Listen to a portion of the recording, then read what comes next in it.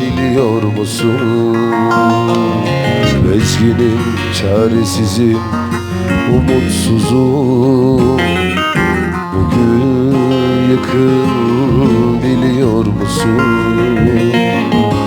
Bezginim, çaresizim, umutsuzum. Bırakma beni, insanlar kötü. Bırakma beni, korkuyorum.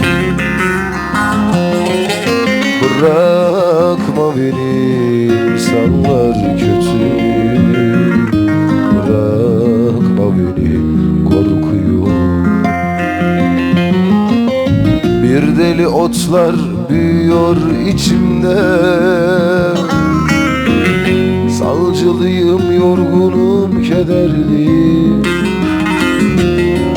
Bu halini sevdim, gitme kal. Çamurlar, çirkefler içindeyim. Bırakma beni, insanlar kötü. Bırakma beni, korkuyorum. Bırakma beni, insanlar kötü. Bırakma beni, korkuyorum. Bir dayak yemiş adamım şimdi. Bezginim, kararsızım. Al götür beni o kayıp gecelere. Yeter ki ikimize yalnızlığım. Bırakma beni, insanlar kötü. Ama hoş geldin. Bırakma beni, korkuyorum. Bırakma beni, insanlar kötü. Bırakma beni, korkuyorum.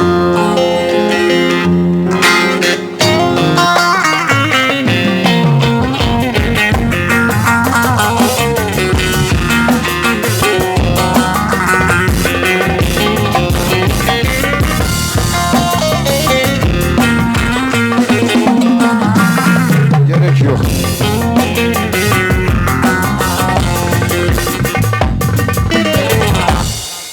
Hasan abim sana gelsin. Tek tabanca Hasan.